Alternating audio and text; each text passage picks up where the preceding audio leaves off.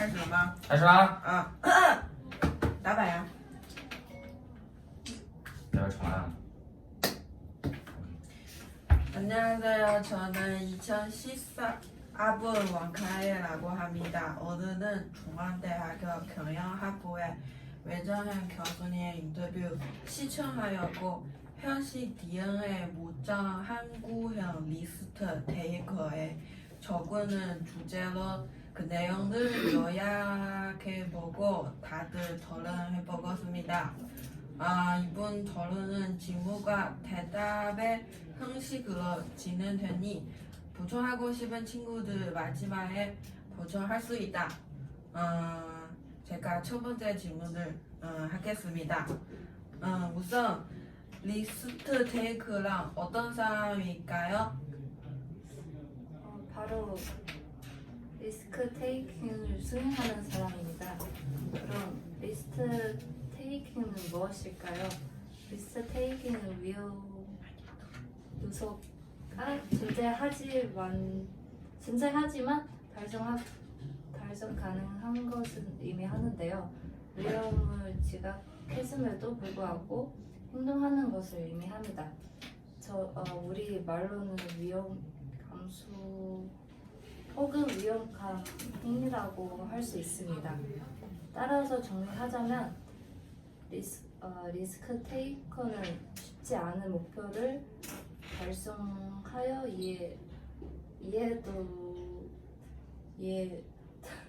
도달하기 위해 베스트로 매치하는 사람 혹은 기업을 뜻합니다. 할 수 있다 혹은 하면 된다라는 말을 면밀히 분석한 후에 실행 가능하다고 판단하여 실행 가능성에 정체하여서 이러한 리스크 테이킹을 이루어지는 것입니다. 리스크 테이킹은 기업의 성장을 위해 불가피한 결단입니다. 리스크 테이킹을 취하지 않으면서 기업의 발전은 어렵습니다. 그저 실패할까 두려워서 앞으로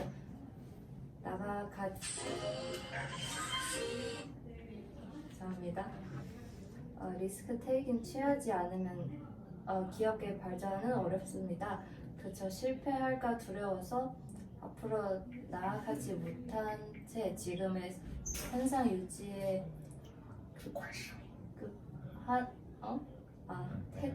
태도의 기업으로 하여 열한 경쟁 속에서 도태되게 합니다. 따라서 한 발 더 나아가고자 하는 기업이라면 리스크 테이킹은 필히 요구됩니다. 그러다면 리스크 테이커라는 존재가 한국 경제의 상황에 필요한 것일까요? 현재 한국 경제는 사회적, 심리적 측면에서 바라볼 때 1990년대 중후반의 일본의 경제 상황과 상당히 비슷하다고 할 수 있습니다. 당시 일본은 버블이 꺼져버려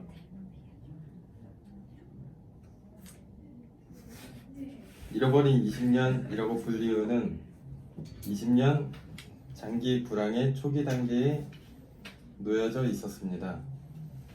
버블 경제로 지나가는 개도 만엔씩 물고 다닌다 라는 말이 나왔을 정도로 상당히 호황을 누렸던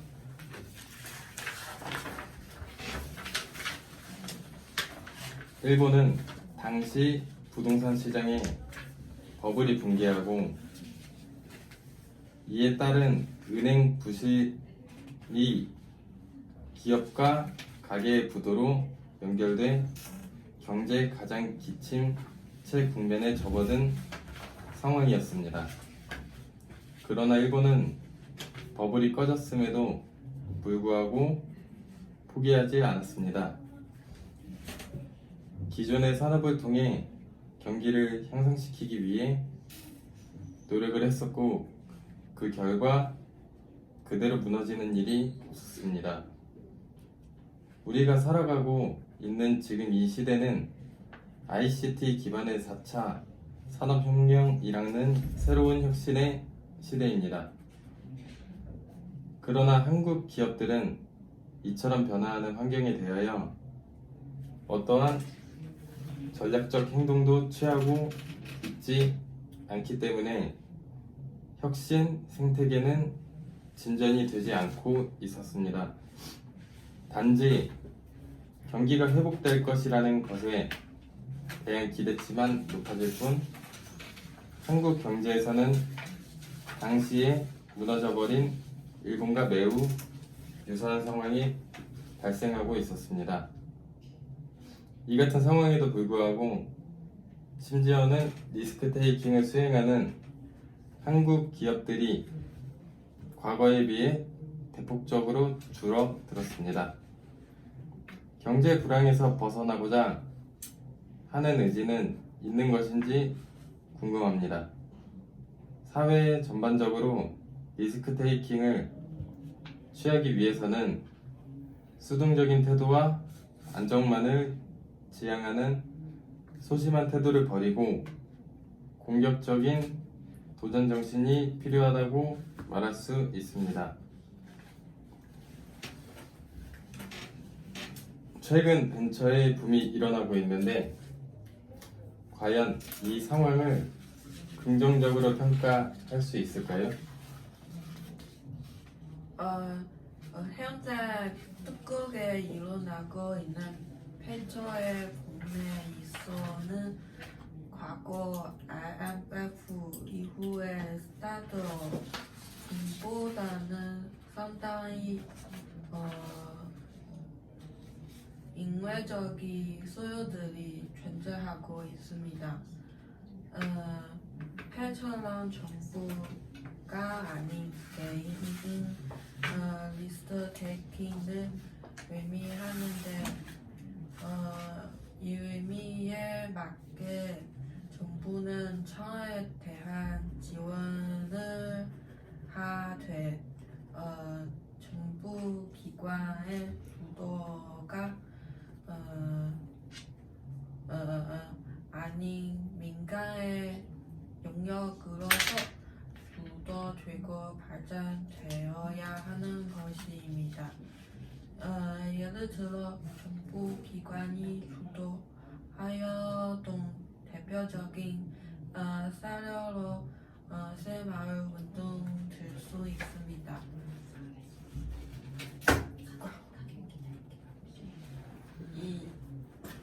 이에 더하여 벤처랑 대선 다시의 의미를 지니고 있습니다. 즉 벤처랑 하이 리스크, 하이 리턴이며 저조한 자신의 힘으로서의 존재를 의미합니다. 되나?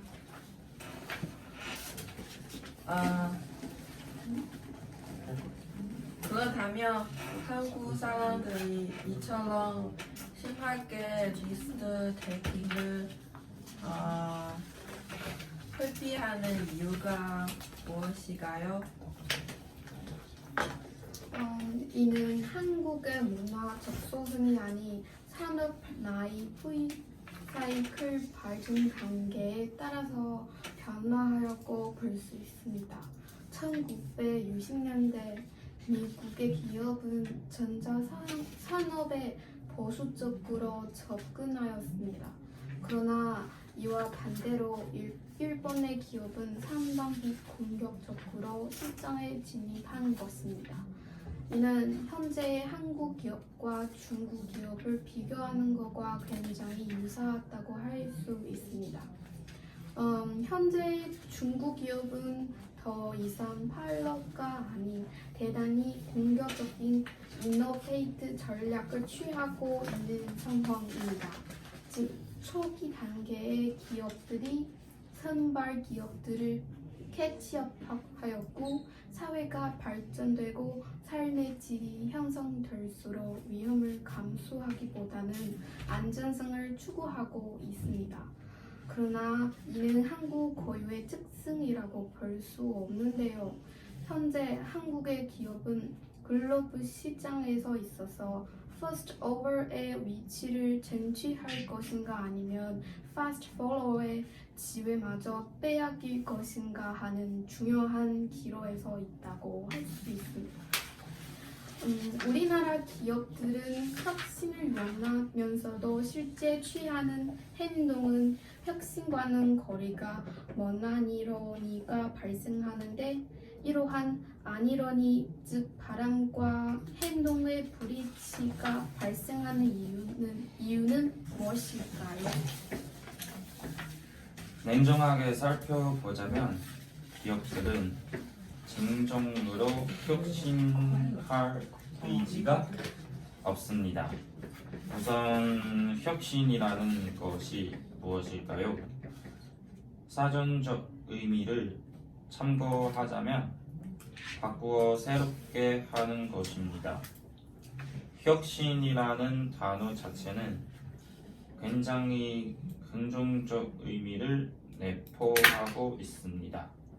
이러한 혁신이 기업 차원에서 이루어지는 것은 꼭 기업 혁신이라고 할 수 있는데 이 같은 기업 혁신은 기업에게 생존 의무,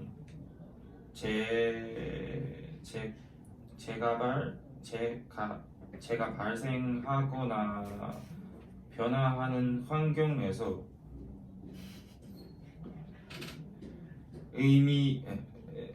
환경에서의 미래를 준비할 때 발생하는 활동을 말합니다. 미래를 위하여 리스크 테이킹을 수용하는 기업이야말로 진정으로 위대한 기업이라고 할 수 있습니다. 안정을 포기하고 위험을 감내하여 도전하는 것은 결코 쉬운 것이 아니니까 말입니다. 혁신은 기업 내부적으로 자체 시스템화 시켜야 합니다. 혁신의 아이콘이라고 할 수 있는 혁신의 가장 대표적인 기업은 3M이라고 할 수 있습니다. 한국 기업은 더 이상 주종자가 아닌 혁신자로서 국내가 아닌 국제적 경쟁에서 이미 세계적 기업으로 부상하였습니다. 주종자에서 혁신자로 전환 시에는 모두 구조적 시스템이 변화하고 맙니다. 혁신자의 위치에 존재하는 기업은 혁신자 위치를 쟁취한 이후에 단계에서 발생하는 이슈의 솔루션을 마련하는 것이 임무로서 주어집니다. 等一下，现在的多久时间了？ 14.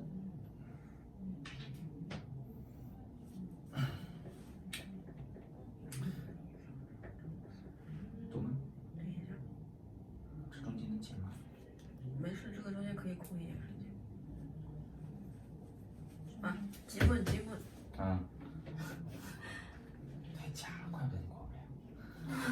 리스크 테이킹을 시도할 경우에 실패한다면 실패자임은 제가 발생하는데 그러다면 이에 대한 부정적인 태도의 문제를 개선해야 하지는 않을까요? 사회의 일정한 발전 단계에서의 혁신은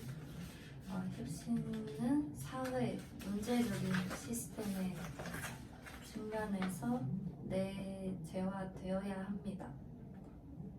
그 리스크 테이킹 관점에서 바라볼 때 개발 도상국과 선진국의 업무 및 교육 시스템에는 무수한 차이점들이 존재합니다.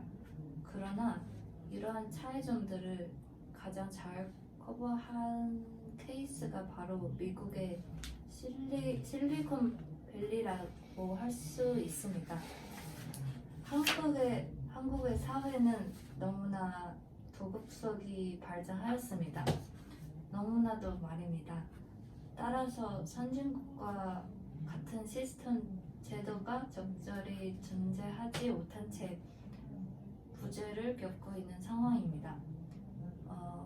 이로 인해 결국 현재 사회의 발전이 정체되어 있는 것이고 말입니다. 대부분의 기업들은 지금의 현상을 유지하고 싶어 합니다. 즉 안정만을 추구하는 것이죠. 실패가 두려워 도전조차 하지 못하고 있는 것입니다. 실패를 겪더라도 이에 대한 어떠한 부정적인 태도가 가져서는 안 되며 하나의 도전으로서 여겨야 하는 것입니다. 한국 경제는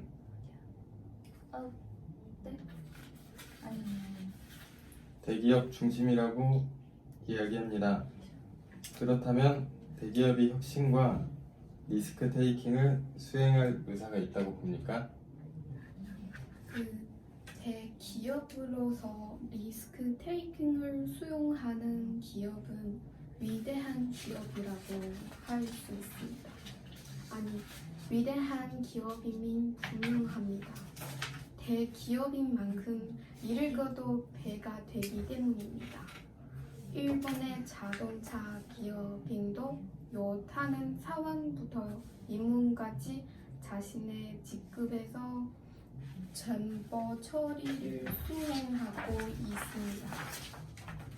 교세라고 불리는 아메바 경영을 통하여 사원들의 자율성을 향상시켰고, 이렇게 자율성이 보장된 환경에서 제품과 서비스를 개발하고 있습니다. 이 또한 혁신형 기업의 하나라고 볼 수 있는 것입니다. 한국의 경우에는 제조업에 있어 전통적인 제조업 중심의 대기업 삼성과 LG가 있습니다. 그러나 이 기업들은 혁신형 기업이라고 부르기에는 무언가 부족함이 느껴집니다. 그렇다면 한국의 어떠한 기업들이 혁신형 기업인 걸까요? 바로 네이버, 카카오와 같은 기업이 지속 가능한 혁신 기업이라고 할 수 있습니다. 기존의 재벌 기업들은 캐치업 단계의 기업 시스템을 유지하고 있는데요.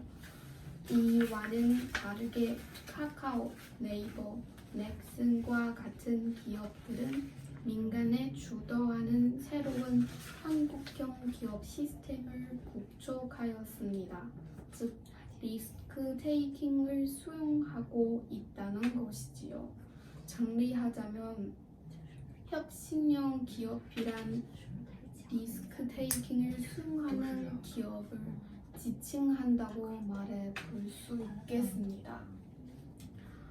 그럼 그 리스크 테이킹은 기업 혼자서는 어렵습니다. 누군가의 도움이 필요한데 그 누군가가 바로 전부가 됩니다. 그렇다면 리스크 테이킹을 위한 정부의 역할은 무엇일까요?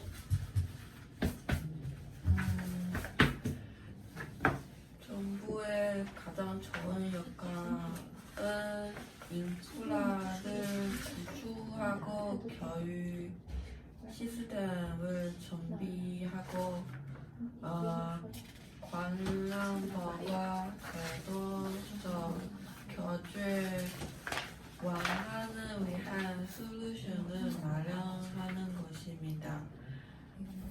즉 기업이 리스크를 안고가는 데 있어요.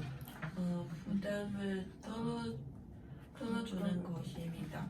한마디로 정부는 기업이 수행할 수 없는 부분을 담당하는 것이 중요하다고 할 수 있습니다.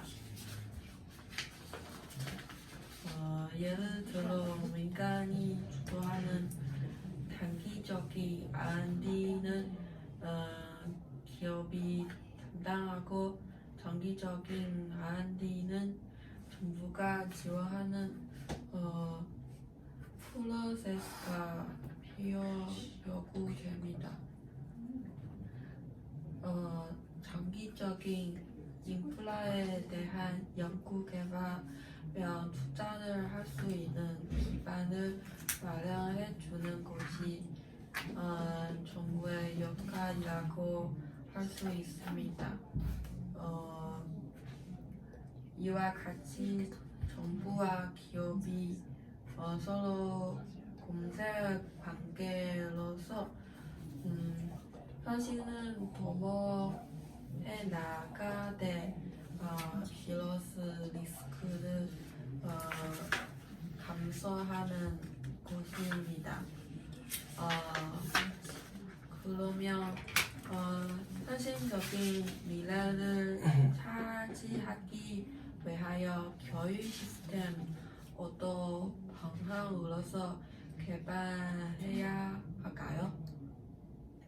현재 정부가 지원하는 사업은 정부의 의도에 맞게 대학을 강제적으로 구조 개혁을 시키는 방향으로 흘러가고 있습니다. 대학은 연구력 및 창의력을 향상시키는 방향보다는 정부가 지원하는 예산의 수주를 위하여 노력하고 있다고 할 수 있는데요. 이는 바람직하지 않습니다. 대학교뿐 아니라 초등학교, 중학교, 고등학교도 현재의 획일적 교육 시스템이 아닌 각각의 학교의 특색을 갖추어 교육할 수 있는 토대를 마련해야 합니다. 즉, 교육기관과 커리큘럼 자체가 유연해질 필요성이 있으며 경우에 따라서는 기업 또는 시민단체들과 제휴 및 연계가 필요합니다. 리스크 테이커를 지원하기 위한 강력한 사회적 안전망 구축 시 도덕적 이해가 발생할 수 있는데 이는 사전에 방지가 가능한가요? 알려드리. 오케이, 진짜. 리스크 테이커를 지원하기 위한 강력한 사회적 안전망 구축 시 도덕적 문제가 발생할 수 있는데 이는 사전에 방지가 가능한가요? 배임 및 횡령 동의 이슈는 법적으로 규제하고 처벌할 필요성이 당연히 있습니다.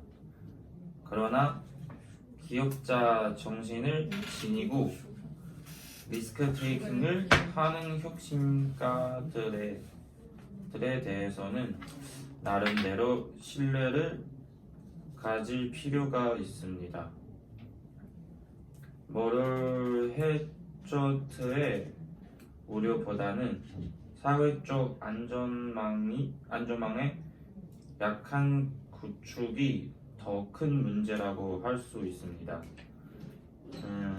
정부가 지원하여 창업에 실패할 시에는 다시 사회적으로 재기할 수 있도록 지원하는 시스템을 구축하는 것이 너무나도 중요한 이슈이자 우리가 꼭 해결해야 할 과제입니다.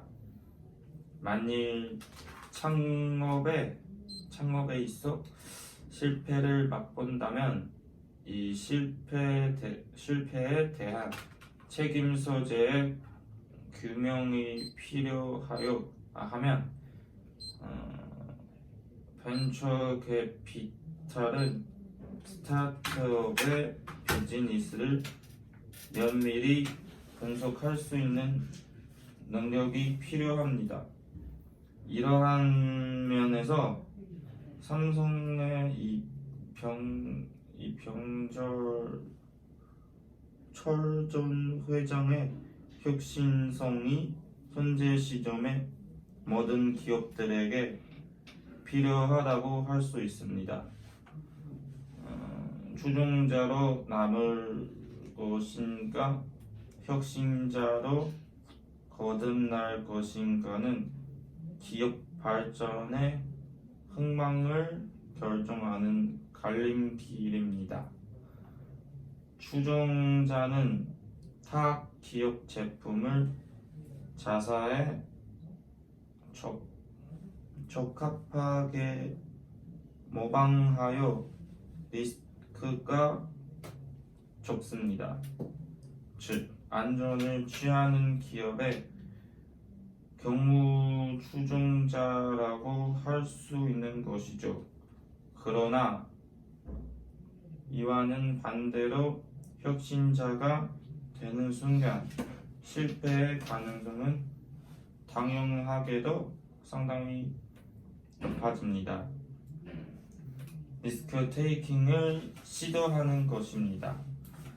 따라서 혁신자가 되는 순간 조직과 사회 내에서 실패를 용인하며 도전한다는 자체를 격려하고 실패자를 보호해야 하는 부분이 필요합니다.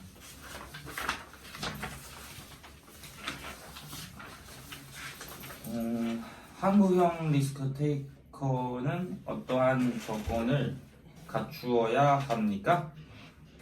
한국에는 카카오 김범수 의장, 네이버 이혜진 의장 등이 미한국형 리스크 테이커가 존재하고 있습니다. 카카오는 O2O 사업을 진행하고 있는데요. 이는 메신저와는 전혀 다른 플랫폼입니다. 이러한 부분은 실질적으로 4차 산업혁명이라는 새로운 리더십 모델입니다.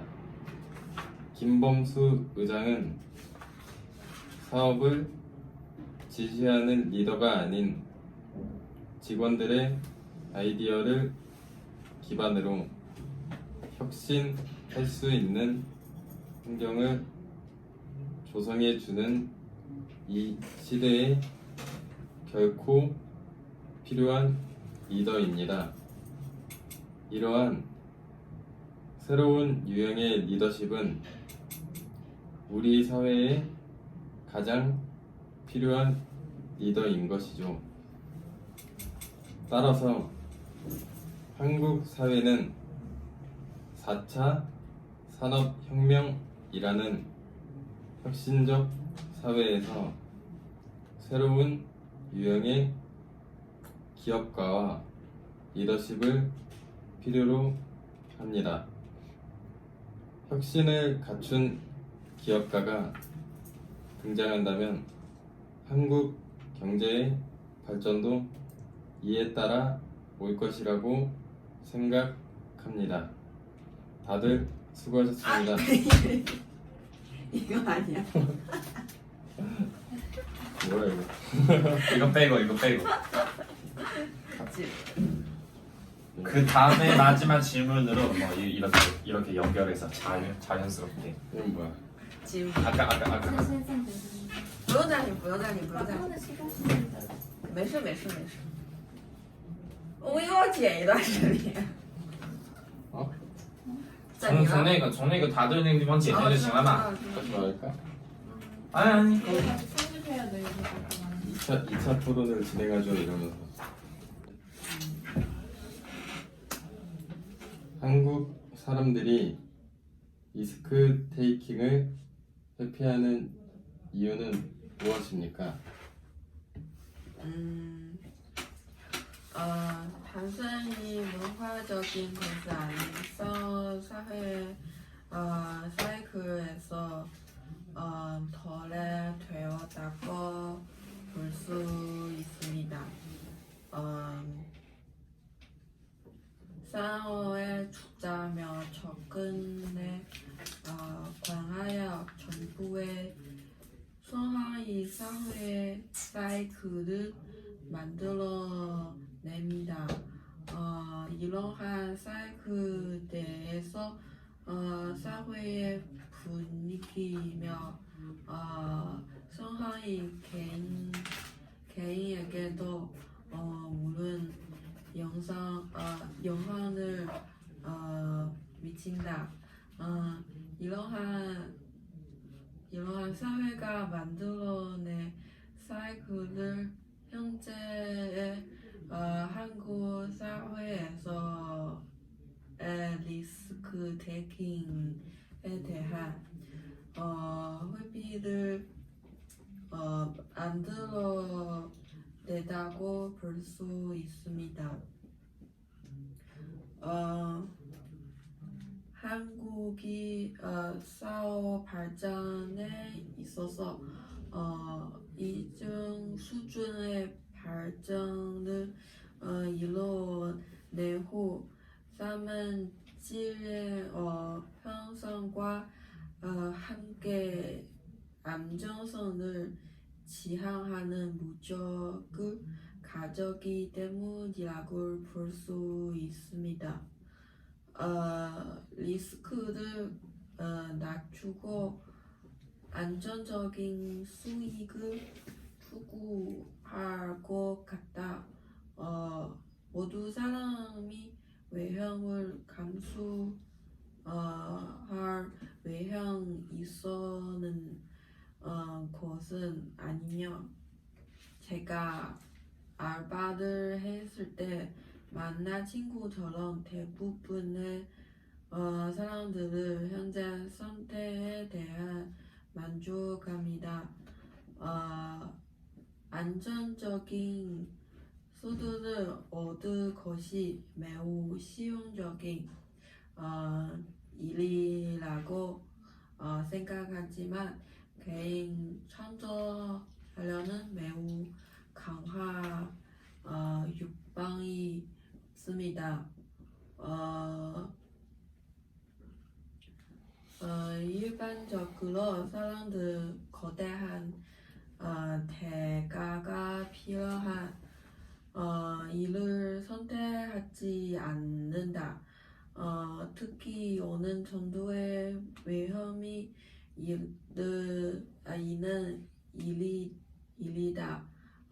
보장할 수 없는 요소에 치명하여 사람들 자신에게 유리하면은 선택하는 경험이 있습니다.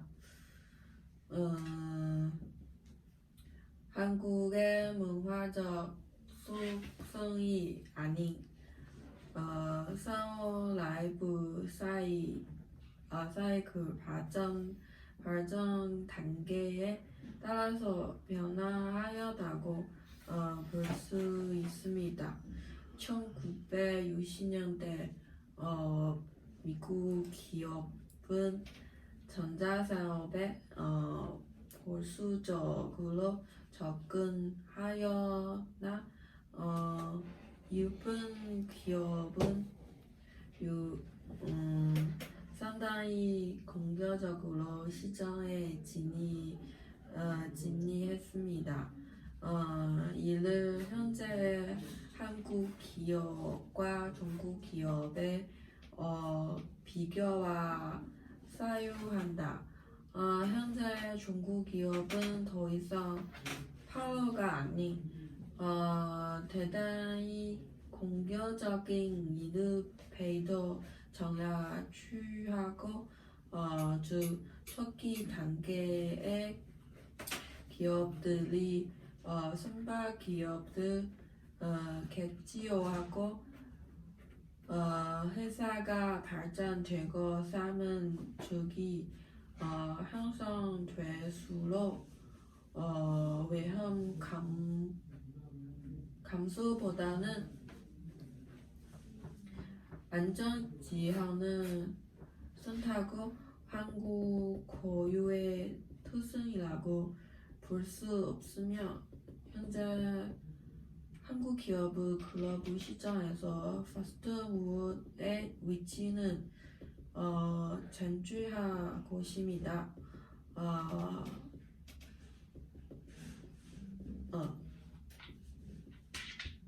그러면 한국 기업들 혁신을 위하면서도 실제 취하는 행동을 현실과는 거래가 뭔데 불이치차 발생하는 이유는 뭐예요? 你是不是傻？啊，你是不是傻？怎么了？让他读啊，他说问题你来读啊。太长了，哎，那你这样再把电脑啪给他，假不假？不假。这又不假了，你自己说不能让别人看着呢。哎呀，你快念吧，我好累。怎么有我念？我念了呢。快点。一点问题。不用担心。涨钱？可以，他又不看中间了。这不是中间，这是尾部。我也有。哪还有个？有3个问题，还有个问题啊？没有啊。这太假了点。这太假了，大姐。真的，你要想过你就 OK。 질문. 그러면 한국 기업들은 혁신을 원하면서도 실패 취하는 행동은 혁신과는 거리가 먼데 그 불이치가 발생하는 이유가 무엇이라고 생각하십니까?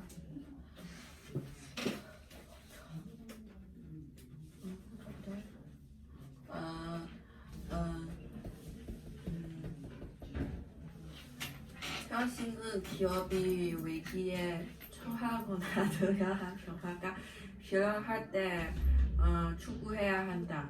하지만 정말 혁신적인 기업이 되기 위해서는 혁신이라는 것을 시스템으로 회사에 받다 동의 필요가 있습니다.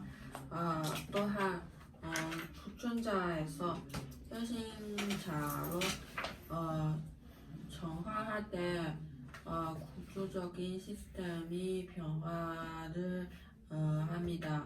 단순히 따라가는 것은 아니 제가 선두주자가 되어 나아가는 것을 아주 큰 변화를 불러일으킨다.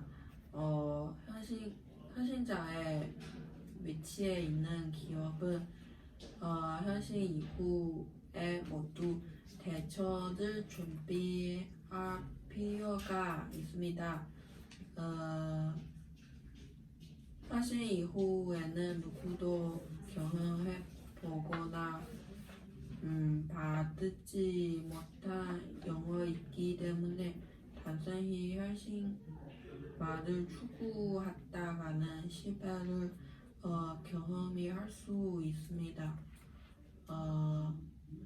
수요를 분석하지 않고 제품을 먼저 개발한다.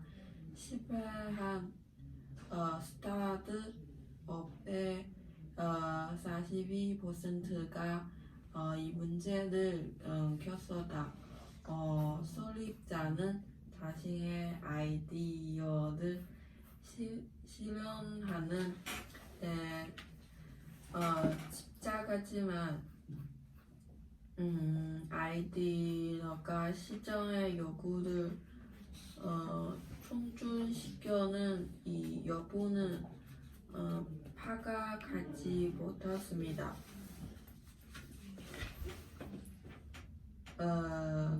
우리가 개발한 제품에 관심이 없기 때문에 실제로 고객이 없는 것을 알게 되었습니다.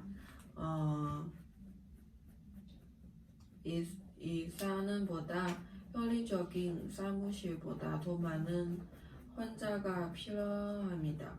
그리고 비연의 힘이 조직된 후에 새로운 파이어내신을 얻을 수 없습니다.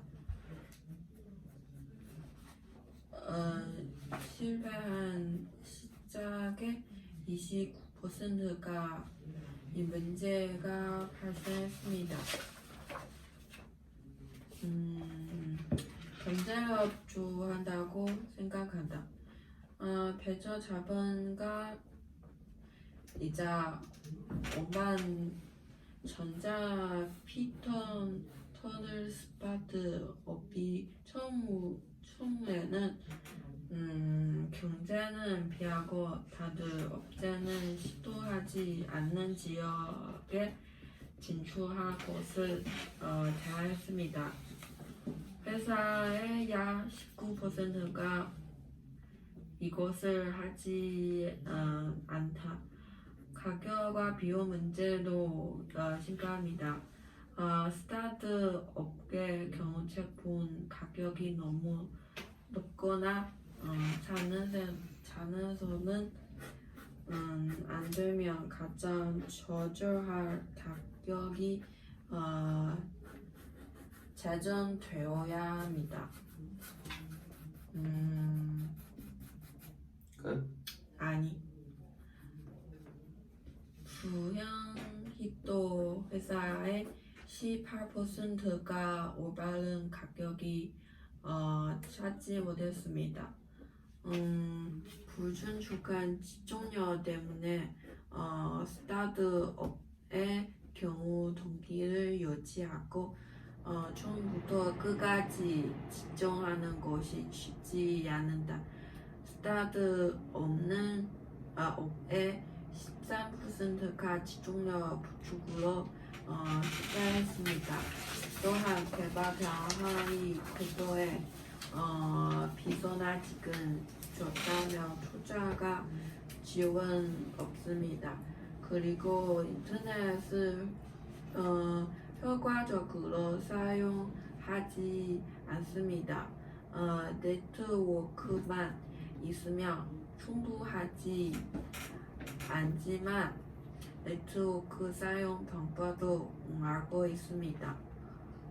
부트의 설립자는 투자자들이 참여해야 하고 투자자들 단신 도움갑니다. 처음부터 투자자들 참여시키고 도움을 요청하는 것을 두려워하지 마십시오. 말했습니다. 현실의 신념을 가지고 쉽지만 실행으로 옮길 것을 어렵습니다. 그래서 어느 정도에서 이를 원하는 대로 잘 발전하는 것이 아닙니다. 문제 더 하나 있어요.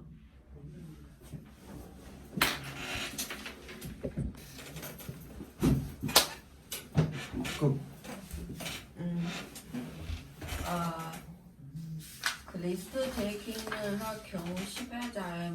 리스크가 발생하는데 이에 대한 부정적인 태도의 문제를 개선해야 하는지 이걸로 토론해보고 있습니다. 누가 지울 대답할 수 있어요?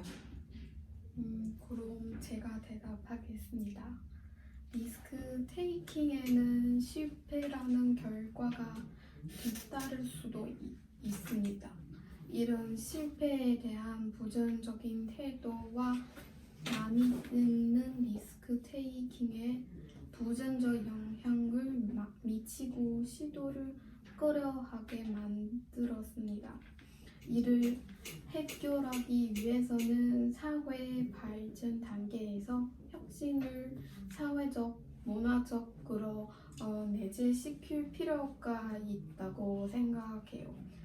리스크 테이킹을 할 경우 성공도 실패도 가능하지만 실패를 동기부여로 바꾸면 다른 생각가 있을 수 있는 것 같아요.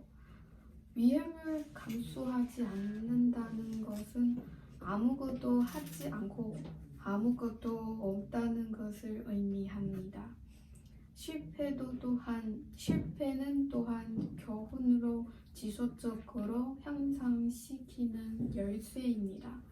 실패는 성공의 어머니라는 말을 계속 믿고 있습니다. 리스크 테이킹 실패의 결과와 비교하여 실패의 원인을 분석하는 것이 상대적으로 중요하다고 생각합니다. 실패로 인한 부정적인 태도에 몰입하여 아무것도 바꿀 수 있으며 실패의 원인을 잘 분석하고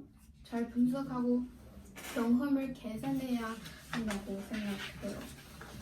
이렇게 하면 기업 성장에 더 유리할 거라고 생각합니다. 지속적인 부정적인 태도는 단체 팀 전신에 영향을 미치며 그룹의 집중력 부족으로 이어지고 투자자가 회사에 대한 신뢰를 잃을 수 있을 것입니다. 다른 경쟁자보다 동기부여와 핵심 역량이 부족하고 시장에서 퇴각할 위험이 존재합니다.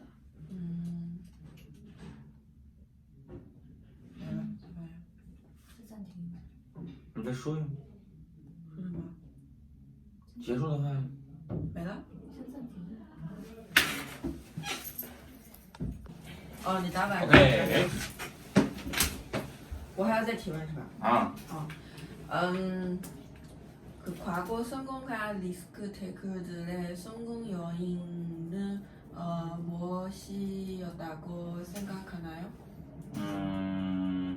리스크 테이크들의 성공 요인으로 언급된 것은 크게 도전 정신과 운이었습니다. 가장 대표적인 사례인 정주영 회장인 조선사업 수주권을 통해 해당 논제가 논의되었는데 당시 글로벌 시장에서 현대가 해당 조선 사업을 수주하고 성공적인 비즈니스로 이끌어낼 것이라는 평가가 없었음에도 불구하고 사업을 수주하고 성공적으로 마무리한 사례를 통해서 안 되면 되게 하라라는 그 정신, 즉 도전 정신이 가장 큰 성공 요인이라는 의견이 있었습니다.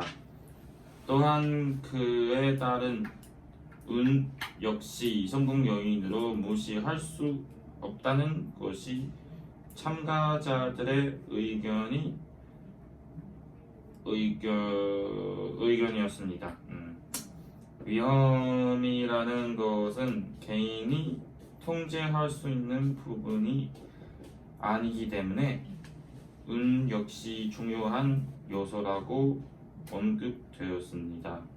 다만 운이라는 것 역시 무엇인가 도전이 이루어진 후, 즉 시도가 이루어진 후에 뒤따라오는 것이지 단순히 운 하나로만 성공할 수는 없다는 것이 참여자들 모두가 동의하는 부분이었습니다. 여기 혁신 투자 및 앞서 언급하였던 사회적 안전망 구축 등은 많은 자금이 필요합니다.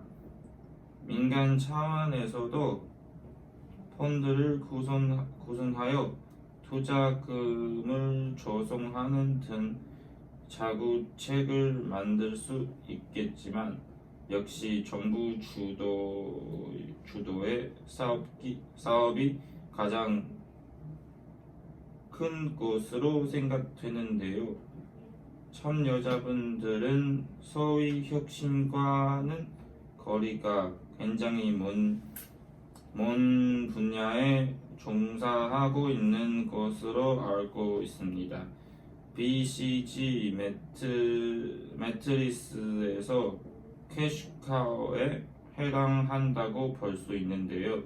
정부 차원에서 해당 사업들을 진행하려면 망대한 세금이 필요한 것이고 이는 캐시카우에서 퀘스천 마크로 자금 흐름이 이동해야 한다는 것을 의미합니다.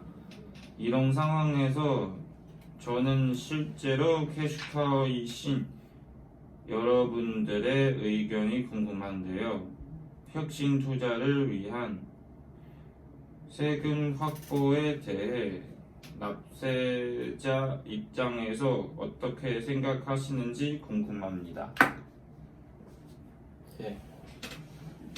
혁신 투자 및 사회적 안정망 구축 등 우리 사회가 미래를 위한 투자를 위해 세금을 걷어 기금을 형성하거나 투자처를 만드는 것에는 참여자 모두가 동의했습니다. 다만 걷어간 세금을 정확히 어디에 어떻게 사용하였는지 사용처 및 사용 결과 등을 투명하게 공시하는 것이 필요하다고 의견을 내주었습니다. 또한 추가적인 증세가 아닌 현재 시행되고 있는 정부 정책 중 불필요한 정책에 들어가는 현금을 미래를 위한 투자에 사용하는 것이 우선되어야 한다는 의견이 지배적이었습니다.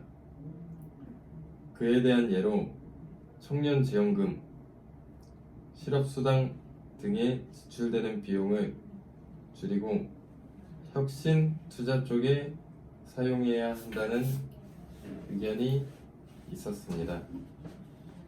그에 대한 근거로 자연 실업률이 높아진다는 이론적 배경이 수반되었습니다. 또한 해당 직군에 종사하는 실무자들답게 법인세, 특히 미환류 소득세를 통한 세수 확보를 정부가 이미 많이 했다는 점을 들어 지금도 역시 정부는 충분한 세수를 확보하고 있고 비생산적인 곳에 세금을 낭비하는 것이 아닌 생산적인 부분에 세금을 사용할 것을 당부했습니다. 또한 추가적으로 미완료 소득세의 문제점을 꼬집으며 기업 차원에서는 투자의 시기, 금액 등을 분석하고 기업마다 최적의 타이밍이 존재하기 마련인데 해당 세금의 경우 그러한 상황적 배경에 대한 고려 없이 일괄적으로 정해진 기간 내에 투자 지출을 하지 않으면 세금을 부과하는 방식으로 오히려 기업의 올바른 투자를 저해한다는 의견도 있었습니다. 서희자 개인의 의견으로는 해당 의견은 다음 질문인 가장 혁신이 필요한 부분은 어디라고 생각하는가에 대해 정부에 대한 혁신 필요성을 요구하는 근거가 되는 의견이라고 생각했습니다. 네, 말씀 잘 들었습니다. 혹시 여러분들 생활 속에 리스크 테이커라는 경험이 있으신가요?